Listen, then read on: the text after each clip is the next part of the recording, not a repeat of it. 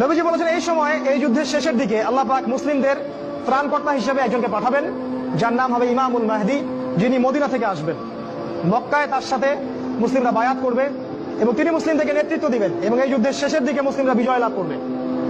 নবীজি বলেছেন যখন এই অবস্থা হবে তখনই মালহামা শুরু হবে। সাহাবীরা বললেন মালহামা কি জিনিস? নবীজি বললেন এমন যুদ্ধ যে যুদ্ধে 100 জনের মধ্যে 99টা মানুষ মারা যাবে। 100 জনের মধ্যে 99টা সৈন্য মারা যাবে এবং এই যুদ্ধটা হবে ইউফ্রেটিস বা ইরাকের ফোরাত নদীর সোনার পাহাড়কে কেন্দ্র করে। এটা সামনে হতে যাচ্ছে এবং এই যুদ্ধটা হবে 80টা দেশের মধ্যে। বিশ্বের 80টা দেশ একত্রিত হয়ে যুদ্ধ করবে সামনে। আপনি প্রথম বিশ্বযুদ্ধ দেখেছেন না, দ্বিতীয় বিশ্বযুদ্ধ দেখেছেন, এগুলো এই যুদ্ধের সামনে কিছুই না। এটা হবে পারমাণবিক যুদ্ধ সামনে হতে যাচ্ছে এবং প্রত্যেক দেশ 12,000 করে সৈন্য পাঠাবে এই যুদ্ধে। এরা সবাই মিলে যখন এই যুদ্ধে অংশ নিবে তখন এরা মুসলিমদের উপর ব্যাপক নির্যাতন চালাবে।